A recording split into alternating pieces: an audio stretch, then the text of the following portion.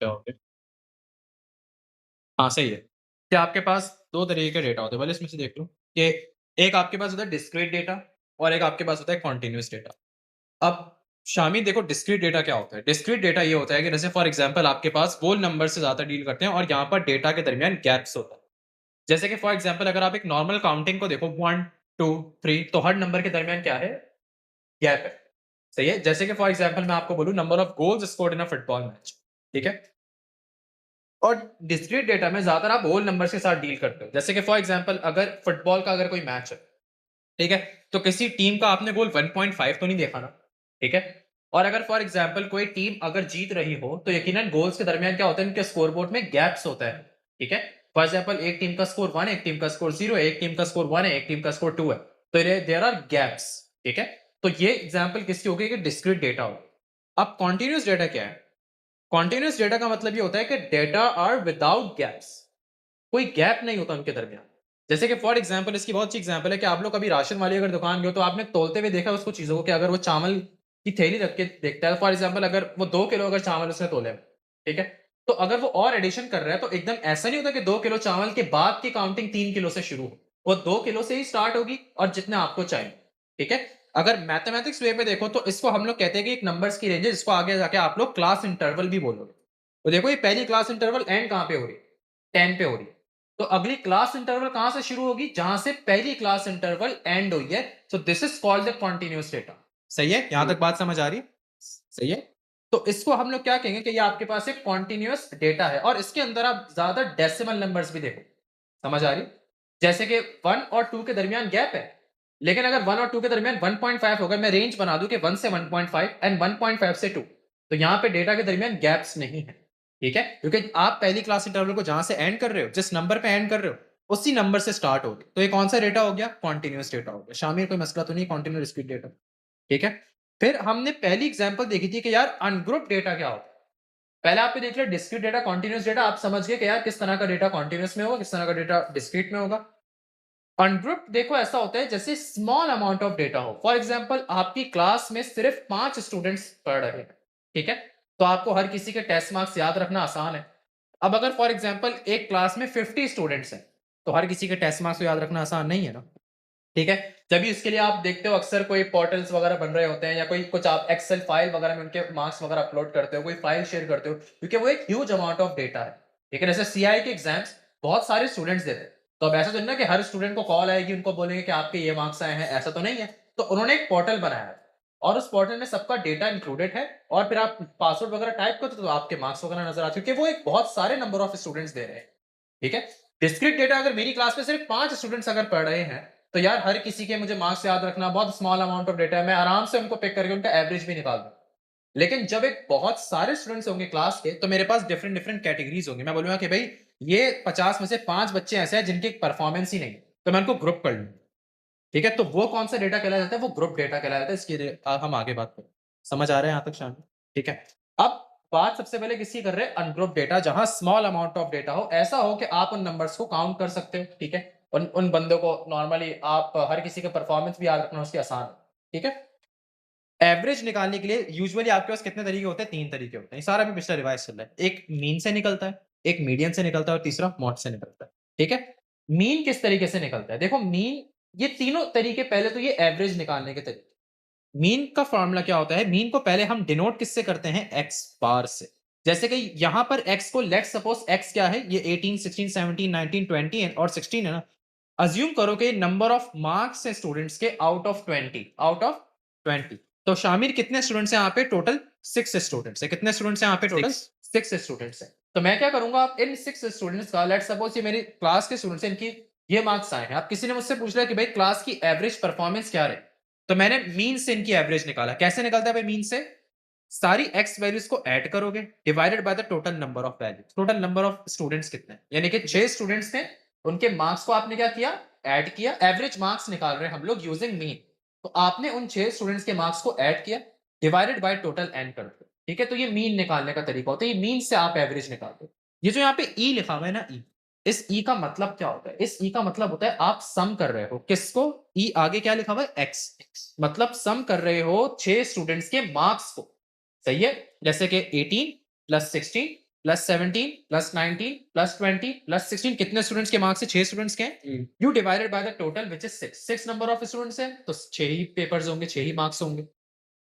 तो इससे आपको क्या निकल जाएगा? एवरेज निकल जाएगा यूजिंग मीन, जिसको हम लोग क्या बोलते हैं? एक्स बार। एच एवरेज है और ये एक्स बार से हम इसको डिनोट करेंगे तो ये मीन हो गया। नहीं यहां समझ में आता? तो ये मीन से एवरेज निकलता है। दूसरा मीडियन। मीडियन से किस तरीके से एवरेज निकालते हो? सबसे पहले जो आपके पास पूरा डेटा है, डेटा क्या है? Number of marks of the student, number of marks of 6 students. पहला काम क्या होगा कि आप अपने डेटा को असेंडिंग ऑर्डर में अरेंज करोगे। मीडियन निकालते हुए हमेशा अपने डेटा को क्या करोगे? असेंडिंग ऑर्डर में अरेंज करोगे। शामिल नहीं आता कोई मसला? ठीक है, असेंडिंग ऑर्डर में अरेंज किया, फिर मीडियन के लिए ये वाला फॉर्मूला अप्लाई करोगे n प्लस 1 होता है, कहते हैं बेसिकली मिडिल जो, हाँ मिडिल वैल्यू, बिल्कुल यहाँ पे मैं बता रहा हूँ।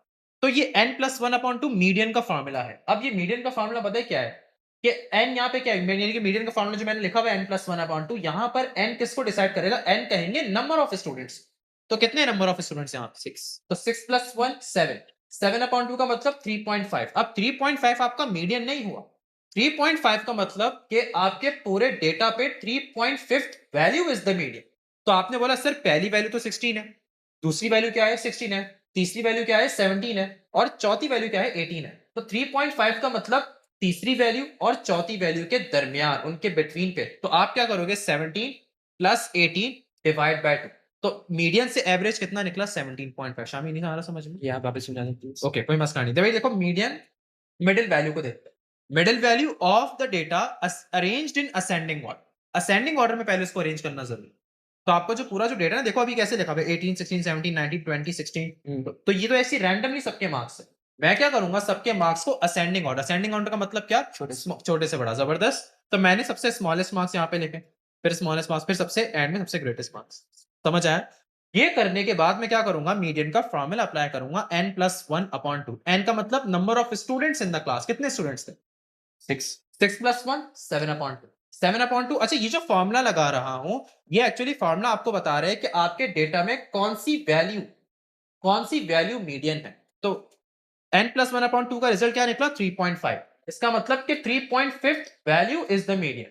3.5 वैल्यू का मतलब क्या? कि थर्ड वैल्यू और फोर्थ वैल्यू के दरमियान। तो हमने थर्ड, अब बिटवीन का चेक करना था तो ऐसे होगा, third value plus fourth value divide by 2। तो 17 प्लस 18 डिवाइड बाय 2। इसका मतलब पूरे डेटा का मीडियन क्या हुआ? 17.5 हुआ। हुसैन समझ आ रहा है आपको यहाँ तक? सर थोड़ा थोड़ा आ रहा है। अच्छा, कहाँ पे कंफ्यूजन है? ओके, कहाँ कंफ्यूजन हो रही है? सर मतलब इतना समझ आ गया कि जो n है वो नंबर ऑफ स्टूडेंट्स है। हाँ, n नंबर ऑफ स्टूडेंट्स है, और ये आपके पास वो आपको बताया गया जो x है ना, सपोज कि x नंबर ऑफ स्टूडेंट्स के मार्क्स हैं, तो ये आपको सिर्फ मार्क्स बता रहे हैं। वो कुछ भी आपको क्वेश्चन में बताया, can be anything. Let's suppose ये नंबर ऑफ एज हो सकती है ऑफ अ फुटबॉल प्लेयर्स, के टोटल 6 प्लेयर्स है एक फुटबॉल टीम पे, तो उनकी एजेस आपको बताएं। ठीक है, सही है। और फिर मीन निकालने का क्या तरीका होगा? मीन का फॉर्मूला याद रखो, x bar is equals to summation x. Summation मतलब ई, सम करो सारे मार्क्स को या सारी हाइट को, कुछ भी हो सकता है, ये हाइट एज कुछ भी हो सकता है, उनको ऐड करो divide by the total number of students. तो ये एवरेज निकालने का तरीका है मीन से। समझ आया यहां तक हुसैन? जी सर। अब मीडियन की जब बारी आती तो मीडियन दूसरा तरीका है एवरेज निकालने का। तो मीडियन निकालने के लिए क्या करते हो? आप अपने डेटा को पहले किस में अरेंज करोगे? असेंडिंग ऑर्डर में अरेंज करोगे। असेंडिंग का मतलब क्या होता है हुसैन? के छोटे से बड़ा। ठीक है, तो हमने सबके मार्क्स स्मॉलर टू बिगर करे, देन हमने असेंडिंग ऑर्डर में अरेंज कर लिया। फिर हमने देखा कि इस पूरे डेटा में कौन सी वैल्यू मीडियन है, उसके लिए हमने फॉर्मूला लगाया n प्लस 1 अपॉन 2। यहां तक कोई क्वेश्चन हुसैन? No sir. सही है। तो क्या निकला? 3.5। 3.5 का मतलब पूरे डेटा में 3.5 वैल्यू इज द मीडियन। तो थर्ड वैल्यू देखो थर्ड वैल्यू कितनी आ रही है? 17। फोर्थ वैल्यू कितनी आ रही है? 18। तो 18 और 17 और 18 के दरमियान होगी, तो 17 प्लस 18 डिवाइड बाय 2 कर दो। तो ये आपका मीडियन से एवरेज कितना निकल गया? यहां तक कोई मसला होता है? कोई 17.5। प्रॉब्लम? No sir. फिर थर्ड तरीका क्या है? मॉड निकालने का तरीका। ठीक है, तो मॉड के लिए आप क्या करते हो? डेटा पे जो मोस्ट अकरिंग वैल्यू होती है, यानी कि देखो यहाँ पे ज्यादातर स्टूडेंट्स के, यानी कि है तो 6 स्टूडेंट्स, लेकिन 16 दो दफा लिखा हुआ, तो most occurring value in the data कितनी है? 16 है। तो डायरेक्ट मॉड क्या हो जाएगा? It will be 16। कोई मसला? Hussain no sir. कोई प्रॉब्लम तो नहीं हो रही? सर समझ आ रही है। आईपैड चार्ज करना है? एक मिनट आप लोग होल्ड करिएगा, मुझे मुझे दे दो, मैं वहाँ टेबल पे चार्ज। सही है भाई, यहाँ तक क्लियर? एनी क्वेश्चन तो नहीं है? शामिर समझ आ गया? ठीक है। अब तीन मेथड्स है एवरेज निकालने के लिए। क्या तीनों मेथड्स हमेशा सही होंगे? तीनों मेथड्स हमेशा सुटेबल होंगे आपके पास? तो हम लोगों ने अब अज्यूम करो जैसे कि फॉर एग्जांपल ये आपके पास एक और मैंने एग्जांपल दी थी, एग्जांपल नंबर 2। यहाँ पे कितनी वैल्यूज है टोटल? देखो टोटल है 5 वैल्यूज, ठीक है। अब इन 5 वैल्यूज का लेट्स सपोज अगर मैं आपको बोलूं कि एवरेज निकालो। अब आपको मैंने ऊपर बताया कि एवरेज निकालने के कितने तरीके हैं। हुसैन कितने तरीके हैं एवरेज निकालने के? सर 3 3 है। तो इसमें से वोट पर है ना? नहीं, मोड पढ़ लिया ना, मोस्ट अकरिंग वैल्यू। अच्छा हाँ सर। वो ये आपका जो पूरा डेटा है ना उसमें से अभी बताने दे, पढ़ रहे हैं, ठीक है। तो अब इसमें बोलूं कि यार आप लोग मीन यूज करोगे एवरेज निकालने के लिए, मीडियन यूज करोगे या फिर मॉड यूज करोगे? चलो हुसैन और शामिर अभी ने है ना, बाकी सबने तो कवर किया हुआ है। हुसैन शामिर आपके मुताबिक क्या होना चाहिए यहाँ पे? वापस रिपीट कर सकते हैं क्वेश्चन? देखो ये एक डेटा है अब आपके पास, लेट सपोज ये 100 में से स्टूडेंट्स के मार्क्स हैं। 5 स्टूडेंट्स है मेरी क्लास में। एक और एग्जांपल दे रहा हूँ, ठीक है। एक के 100 में से 18 है, एक के 100 में से 17 है, एक के 100 में से 19 आए, ठीक है, एक के 22 है और एक के 78 आए, एक के अच्छे मार्क्स आए, ठीक है। तो अब आप मुझे एक बात बताओ कि यहाँ पर एवरेज निकालने के लिए सबसे बेस्ट वे क्या होगा? एवरेज निकालने के देखो 3 तरीके होते हैं, तो मैं कौन सा तरीका यूज करूंगा एवरेज निकालने का? मीडियन, मीन या फिर मॉड? चलो पहले मुझे हुसैन बताएगा। हुसैन मीन यूज करेंगे, मीडियन यूज करेंगे या मॉड यूज करेंगे? Sir median. मीडियन यूज करेंगे, ओके। शामिर आपके? मेरे ख्याल से मीडियन, स्मॉलेस्ट। अच्छा चलो अब मुझे एक बात बताओ, मॉड तो यूज ही नहीं करेंगे, क्योंकि मॉड का मतलब क्या होता है? Most occurring value. यहाँ पे तो कोई भी वैल्यू एक से ज्यादा दफा नहीं, तो मॉड को तो साइड पे कर दो। मॉड तो यूज ही नहीं हो सकता क्योंकि there is no value, same value दोबारा रिपीट नहीं हो रही, तो मॉड तो यूज ही नहीं कर सकते हो, ठीक है। अच्छा मुझे पहले हुसैन बताओ, हुसैन मीडियन क्यों बोला, मीन क्यों नहीं पॉसिबल है? This is the question now भाई। मीन क्यों नहीं यूज कर सकता यार मैं? सर क्योंकि सारे मार्क्स नहीं है ना हमारे पास। सर नहीं सर, अबे 5 स्टूडेंट्स हैं, आपने 100 नहीं बोला था? 100 मार्क्स है। देखो 100 तो टेस्ट मार्क्स है। अच्छा ओके। कितने स्टूडेंट्स ने दिया है? ये सिर्फ 5 स्टूडेंट्स है, ओके। चलो आउट ऑफ 100 सपोज कर लो कि टेस्ट मार्क्स है सारे स्टूडेंट्स, ठीक है। तो टोटल नंबर ऑफ डेटा भी है, मीन क्यों नहीं यूज कर सकते एवरेज निकालने के? अब इसकी मैं रीजनिंग भी देता हूँ। सर उसमें सर नंबर ऑफ स्टूडेंट से रिलेटेड है। नंबर बात। ऑफ क्या? Number of student, number of student से बात रिलेटेड है। हाँ, नंबर ऑफ स्टूडेंट्स के मार्क्स। आपने दोबारा बोलना, क्या कह रहे थे आप? सर मैं ये कह रहा हूँ कि नंबर ऑफ स्टूडेंट्स से बात रिलेटेड है। नंबर ऑफ स्टूडेंट्स नहीं, तो उससे ये ऐसे तो आप प्रीवियसली भी आप उसमें कह सकते थे, लेकिन प्रीवियसली तो मींस सही था से प्रीवियस। अब मैं आपको यहाँ पर बताऊं कि जैसे एग्जांपल जरा सुनना गौर से। यार देखो यहाँ पर पहले तो मुझे ये बताओ कि सिर्फ एक स्टूडेंट के मार्क्स अच्छे आए हैं। अब फॉर एग्जांपल मैंने क्लास की परफॉर्मेंस पूछी, ठीक है, तो सबके मार्क्स बहुत कम आए, सबके मार्क्स बहुत बुरे आए हैं, सिर्फ एक स्टूडेंट के मार्क्स बहुत अच्छे आए हैं, सही है। तो मैं ये तो नहीं कह सकता ना कि पूरी क्लास की एवरेज परफॉर्मेंस बहुत अच्छी रही है, ठीक है। अच्छा फॉर एग्जांपल क्रिकेट के स्कोर है, सबने 0 1 2 स्कोर किए, सिर्फ बाबर आजम एक प्लेयर है जिसने डबल सेंचुरी स्कोर कर दी, ठीक है, और टीम का स्कोर बहुत अच्छा कर दिया। फिर मैंने जब एवरेज निकाला ना, मीन निकाला ना, जब मैंने सबके स्कोर को ऐड किया divide by total number of players, तो मुझे एवरेज अच्छा निकल गया, ठीक है। तो मैं बोलूं कि यार एवरेज प्लेयर ने तो बहुत अच्छे स्कोर किए, लेकिन ये बात सही नहीं है क्योंकि हर प्लेयर ने बहुत कम स्कोर किए, सिर्फ एक प्लेयर ने इज्जत बचा दी, ठीक है।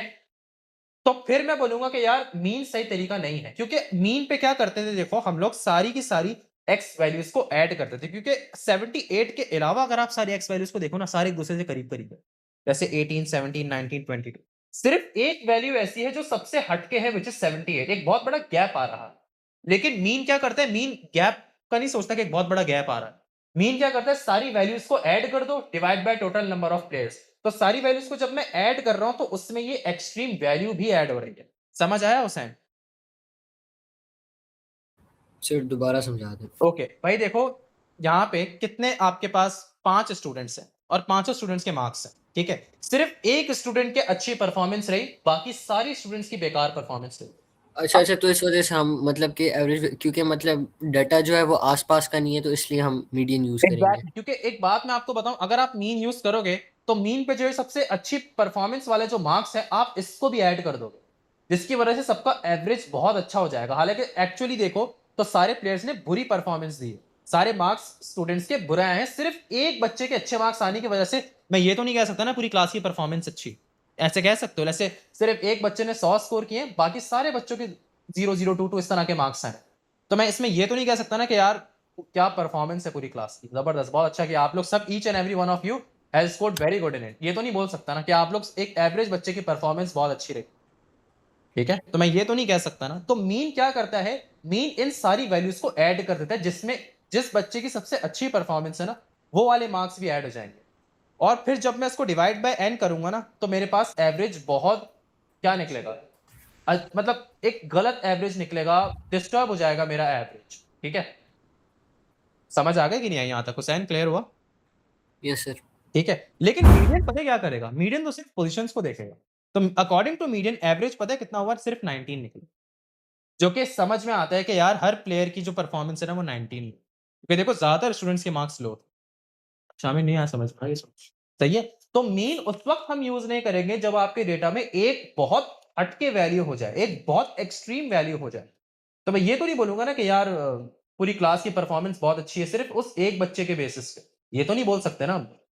तो मीडियन क्या करेगा, मीडियन एक्सट्रीम वैल्यू को निग्लेक्ट करेगा, कैसे, क्योंकि मीडियन तो सिर्फ पोजीशन देखेगा, और n+1/2 जब मैं फॉर्मूला लगाऊंगा तो मीडियन तो बोलेगा कि भाई सिर्फ 19 क्लास की परफॉर्मेंस, एवरेज स्टूडेंट की परफॉर्मेंस है, विच इज ट्रू, क्योंकि ज्यादातर स्टूडेंट्स ने कम मार्क्स स्कोर किए हैं, एक ने बस बहुत अच्छे स्कोर करे, तो एक बच्चे की वजह से मैं ये नहीं कह सकता कि पूरी क्लास की एवरेज परफॉर्मेंस बहुत अच्छी है। हुसैन एनी क्वेश्चंस यहां तक?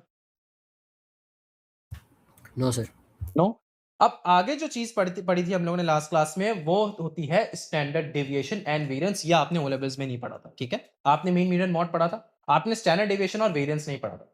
स्टैंडर्ड डेविएशन और वेरिएंस का मतलब ये होता है कि स्प्रेड, कि आपके पास जो डेटा है उनकी जो वैल्यूज है आपस में वो कितना स्प्रेड है, जैसे फॉर एग्जांपल आप, ये मैंने दो एग्जांपल्स दी, देखो 2 3 5 9 13 एंड 14, ठीक है, और नंबर 2 पे देखो 2 9 20 30 55 78, ये देखो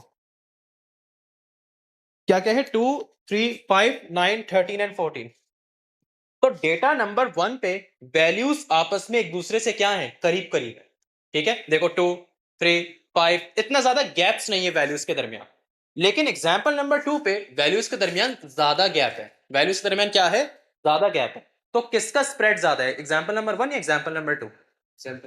टू, समझ आ गई।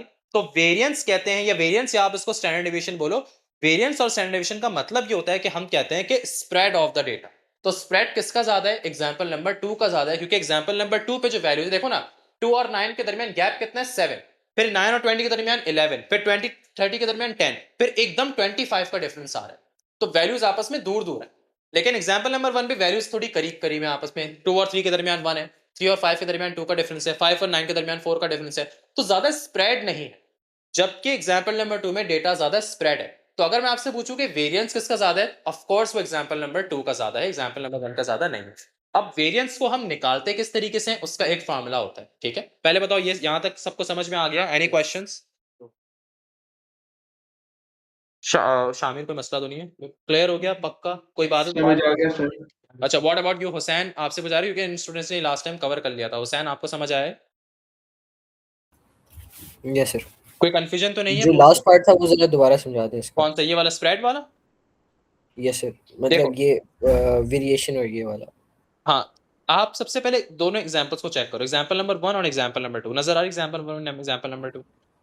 Yes sir. ठीक है, अब एग्जांपल नंबर 1 पे चेक करो, वैल्यूज आपस में क्या है, करीब करीब है, ठीक है, इतनी ज्यादा स्प्रेडेड नहीं है, आपस में इतना डिस्टेंस नहीं है उनके उनके दरमियान, जैसे 2 और 3 के दरमियान सिर्फ 1 यूनिट है, 3 और 5 के दरमियान 2 यूनिट है, 5 और 9 के दरमियान 4 यूनिट है, 9 और 13 के दरमियान 4 है, इतने ज्यादा आपस में दूर दूर नहीं है, लेकिन एग्जांपल नंबर 2 में आपस में वैल्यूज दूर दूर है, आपस में ज्यादा ज्यादा रेंज ऑफ नंबर्स है, ठीक है, जैसे 2 तो मतलब 9, उसमें 2 में जो है वो स्प्रेड ज्यादा है। हाँ, एग्जांपल नंबर 2 पे स्प्रेड ज्यादा, तो वेरिएंस किसका ज्यादा होगा, ओके। समझ आया? Any questions? जी कोई सर। मसला तो नहीं है? No sir. No clear? Sir. तो अब वेरिएंस या फिर स्टैंडर्ड डेविएशन निकालने का फॉर्मूला क्या है, तो वो फॉर्मूला आप देखते हैं, मैं फॉर्मूला आप लोगों को दोबारा से समझा रहा हूं क्योंकि ऐसे आप लोगों को समझ में नहीं आएगा। देखो, वेरिएंस निकालने का तरीका ये होगा, आप इसको पहले तो डिनोट कर दोगे किससे, VAR से, किससे डिनोट कर दोगे, VAR से डिनोट कर दोगे, वेरिएंस ऑफ एक्स, और इसका फॉर्मूला पता है क्या होगा, EX² ठीक है, माइनस एक्स बार। हुसैन एक्स बार किसको कहते थे हम लोग, मीन को कहते थे, ठीक है, एक्स बार का होल स्क्वायर, ये फॉर्मूला है किसका, वेरिएंस का। नहीं यही बात समझ में आता हुसैन? ये मैंने अभी सिर्फ फॉर्मूला लिखवाया, ओके ठीक है। ठीक है। अच्छा इस फॉर्मूले में सबसे पहली चीज देखो क्या लिखी हुई है, ई एक्स स्क्वायर अपॉन है। एक बात बताओ, एक्स बार का मतलब क्या होता था? अभी ऊपर मैंने आपको बताया ई एक्स का मतलब सम करो, ई का तो मतलब होता है सम करो, आगे लिखा हुआ है एक्स, सम करो सारी एक्स वैल्यूज का और फिर क्या करो उसको डिवाइड कर दो किसके साथ, एन के साथ, ठीक है। लेकिन अब मेरे पास स्टार्टिंग पे यहाँ क्या लिखा हुआ है, सिर्फ इसको फोकस करो, ये क्या लिखा हुआ है ई एक्स स्क्वायर।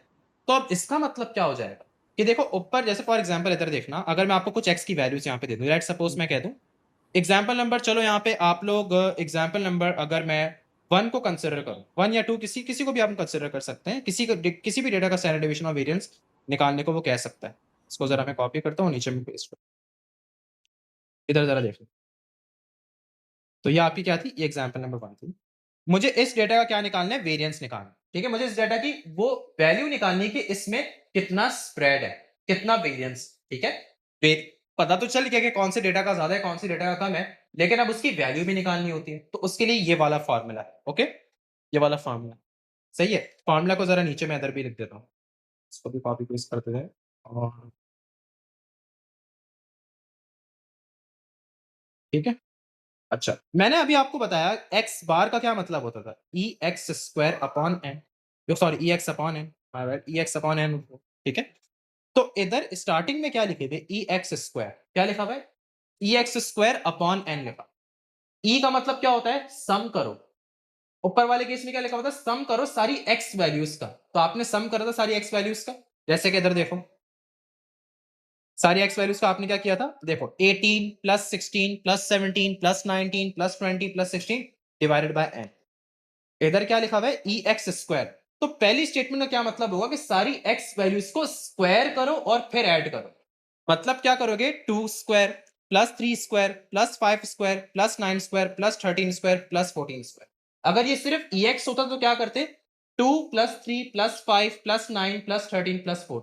ई एक्स स्क्वायर का मतलब क्या हो गया, 2 square plus 3 square plus 5 square, हर किसी को इंडिविजुअली स्क्वायर करोगे, ऐड करोगे, डिवाइडेड बाय टोटल एन। नहीं आए समझ में आता हुसैन बात?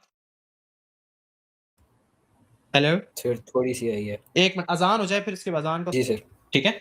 अब ये जो वेरिएंस के फॉर्म में सबसे पहली चीज लिखी हुई है E x square upon N, इसका मतलब क्या हुआ, ई का तो मतलब होता है देखो सम, सम कर रहे हो किसका, एक्स स्क्वायर का, यानी कि आपके डेटा में जितनी एक्स वैल्यूज है ना, जैसे फॉर एग्जांपल अगर मैं तुम्हें इसका बोल दूं कि मीन निकाल, तो मीन का फॉर्म होता है ई एक्स अपॉन एन, आप सारे एक्स वैल्यूज को ऐड करके डिवाइड बाय एन कर दो, समझ आ रही है बात।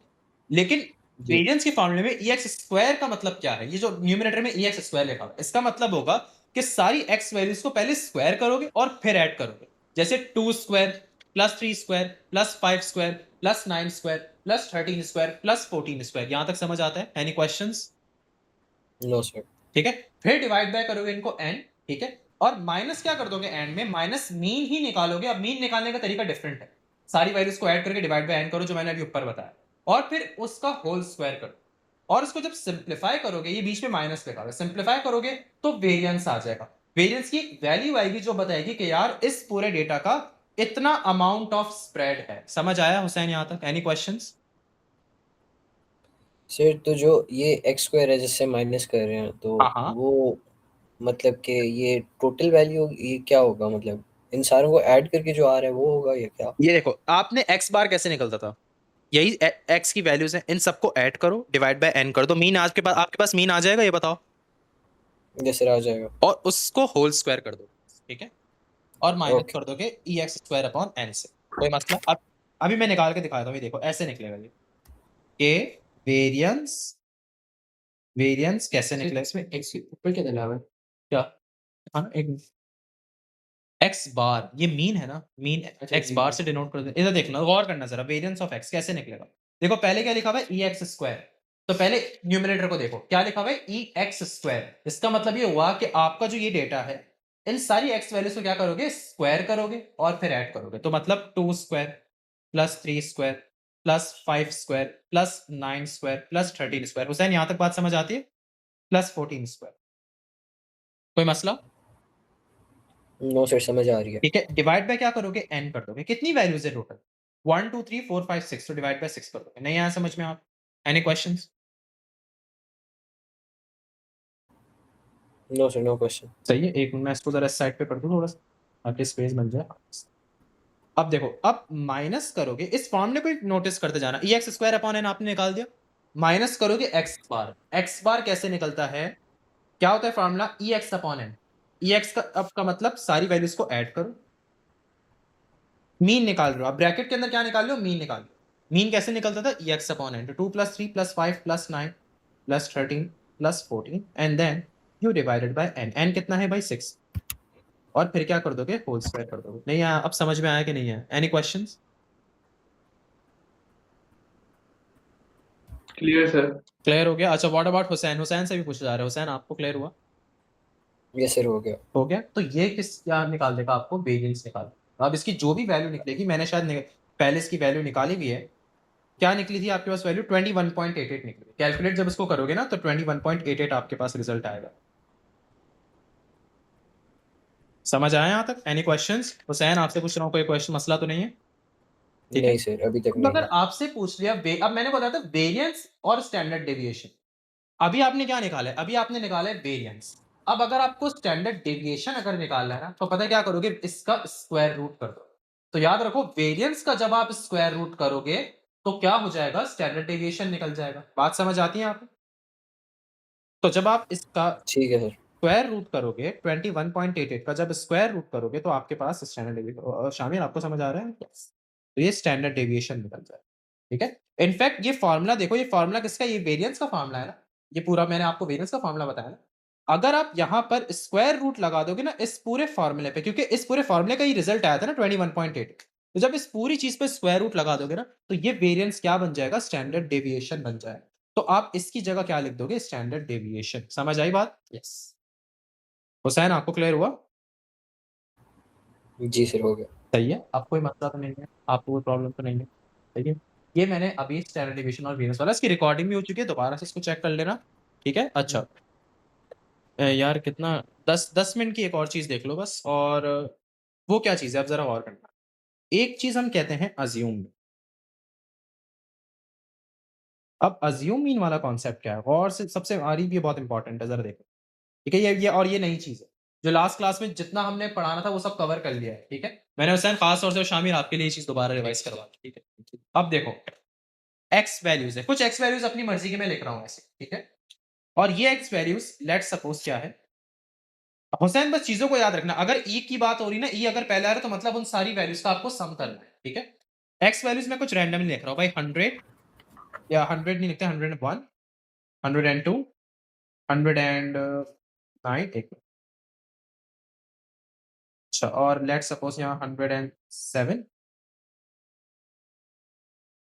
16 + 2 कितना, 18, 18, 19। लेट सपोज के एक मिनट, ये मैं प्लस क्यों लिख रहा हूँ बीच में, सॉरी, प्लस मैंने अभी नहीं दिया किसी को भी, और ये 107। ठीक है। ये कुछ ऐसी रैंडम मैंने सारी एक्स वैल्यूज, सही है, ये आपको गिवन होंगी क्वेश्चन में सारी एक्स वैल्यूज। ठीक है। 1, 8, 3, 9, 12, 12 और 7, 19, 12 और 7, 19, इसको 106 कर देता हूँ तो ये अपनी मर्जी के मैं लिख रहा हूँ ऐसी। ठीक है। अब मैंने लेट सपोज हर किसी एक्स वैल्यू में से, ये जितनी भी एक्स, कितनी है टोटल एक्स वैल्यूज आपके पास, 5 है टोटल एक्स वैल्यूज। ठीक है। अब मैंने क्या किया, हर किसी की एक्स वैल्यू में से 100 सब्ट्रैक्ट कर दिया। ठीक है। आप कुछ भी सब्ट्रैक्ट कर दो, इस एग्जांपल में मैं 100 सब्ट्रैक्ट कर रहा हूं, ये भी आपको क्वेश्चन में बताएंगे कितना सब्ट्रैक्ट करना है। मैंने कितना सब्ट्रैक्ट कर दिया भाई, 100 सब्ट्रैक्ट कर दिया। ठीक है, समझ आई यहां तक बात? तो एक बात अब मुझे बताओ हुसैन, ये 101 है, इसमें से 100 सब्ट्रैक्ट करो तो कितना हो जाएगा, 1।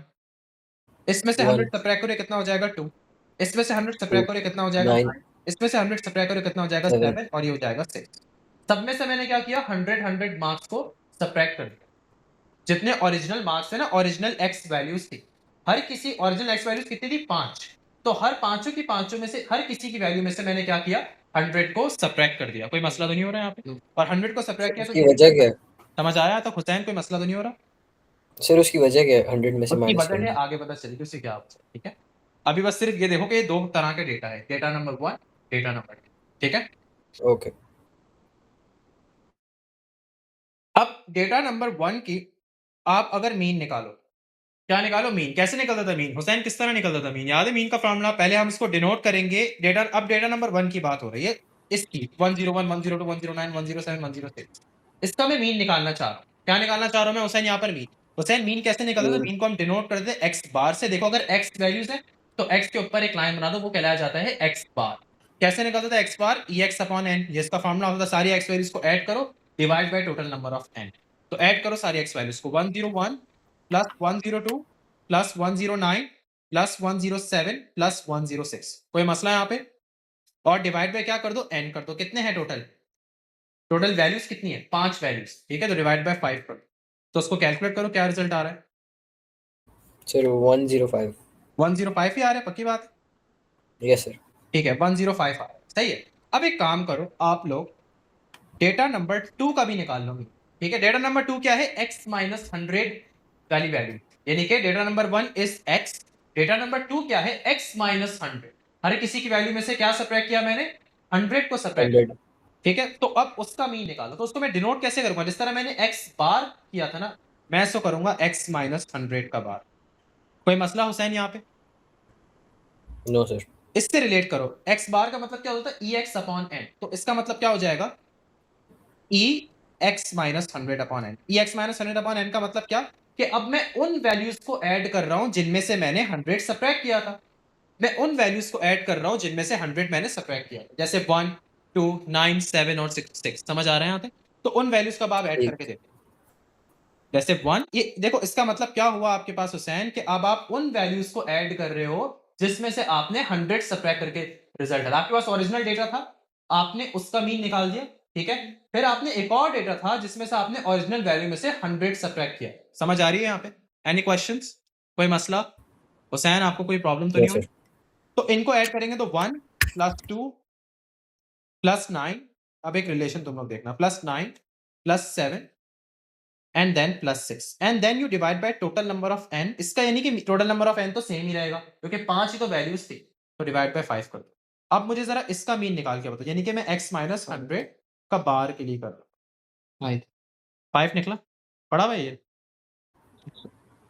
5 निकला। अब देखो ये आपका ओरिजिनल मीन है, जो ओरिजिनल x वैल्यूज का मीन कितना निकला था? ये 105। और एक x माइनस 100 का बार कितना निकला?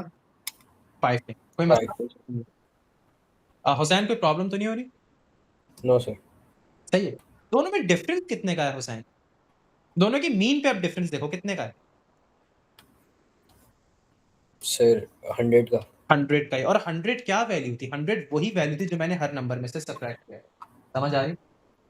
तो इसका ओके। मतलब क्या हुआ कि जो ओरिजिनल वैल्यू थी, ठीक है, जो आपके पास ओरिजिनल वैल्यू, जो ओरिजिनल डेटा था, उसके मीन पे, और जो आपके पास, इसको हम कहेंगे अज्यूम मीन, जिसमें से आपने एक पर्टिकुलर नंबर को सब्ट्रैक्ट करके मीन निकाला है, तो ये x माइनस 100 बार, इसको हम कहेंगे अज्यूम मीन, ठीक है। ये x बार, दोनों में से डिफरेंस कितने का है? उतना ही डिफरेंस आया जितना आपने हर किसी x वैल्यू में से सब्ट्रैक्ट किया था, 100 सब्ट्रैक्ट किया था। समझ आया यहाँ तक हुसैन? जी सर। दोनों के मीन में भी उतना ही डिफरेंस है जितना आपने हर किसी की x वैल्यू में से किया, ठीक है। अच्छा, अब एक बात मुझे बताओ कि अगर इस 5 में मैं दोबारा 100 को अगर ऐड कर दूं तो वो मुझे ओरिजिनल मीन दे देगा? 100 क्या नंबर था? 100 आपने सब्ट्रैक्ट किया था हर किसी x वैल्यू में से। दोनों के मीन में डिफरेंस देखा तो दोनों के मीन में भी उतना ही डिफरेंस है जितना आपने हर किसी x वैल्यू में से सब्ट्रैक्ट किया। समझ आया यहाँ तक शामिल? तो इसका मतलब क्या हुआ कि अगर इस मीन पर मैं 100 को दोबारा से अगर ऐड कर दूं, 100 को दोबारा क्या कर दूं? ऐड कर दूं। जैसे कि इधर देखो, x माइनस 100 ये अज्यूम मीन है। इसमें अगर मैं जितना मैंने सब्ट्रैक्ट किया है उतना ही अगर मैं ऐड कर दूं तो रिजल्ट क्या आएगा? देखो ये क्या है आपके पास? ये क्या निकला था? 5 निकला था, और ये 100 है, तो रिजल्ट क्या निकलेगा? 105 ही निकलेगा। और 105। 105 क्या था? x बार ही था कि नहीं था? ये देखो ना, x बार 105 था। कोई मसला तो नहीं होने आता हुसैन? प्रॉब्लम तो नहीं हो रही? No sir. नो। तो अब यहां से एक फार्मूला बन जाए, ठीक है। अब मैंने आपको स्टार्टिंग में कहा था कि जरूरी नहीं 100 के लिए हो, ये किसी के लिए भी हो सकता है। जैसे फॉर एग्जांपल अगर मैं डेटा नंबर 2 पे अगर मैं हर किसी वैल्यू में से अगर 50 भी सब्ट्रैक्ट करता ना, तो दोनों के मीन में 50 का ही डिफरेंस आ रहा होता, जिस तरह यहां पर 100 का डिफरेंस आ रहा है। ओके, यहां तक क्लियर हो गया? तो एक फार्मूला ये बनेगा कि अगर आप, तो अभी मैंने 100 लिया था ना, अब ये 100 कुछ भी हो सकता है आपके पास, तो मैं उसको 100 की जगह आप लिख देता हूं a, क्योंकि आपके पास मैंने बताया ना कोई भी वैल्यू हो सकती है, जरूरी नहीं कि ये 100 के लिए ही होगा, सिर्फ ये कोई सी भी वैल्यूज के लिए हो सकता है। तो एक फार्मूला ये बनेगा कि अगर आप अज्यूम मीन पर, ये अज्यूम मीन है, जितना आपने हर x की वैल्यू में से कितना सब्ट्रैक्ट किया, यहाँ पे x माइनस a लिखा हुआ है ना, यानी कि आपने हर किसी x वैल्यू में से a सब्ट्रैक्ट किया।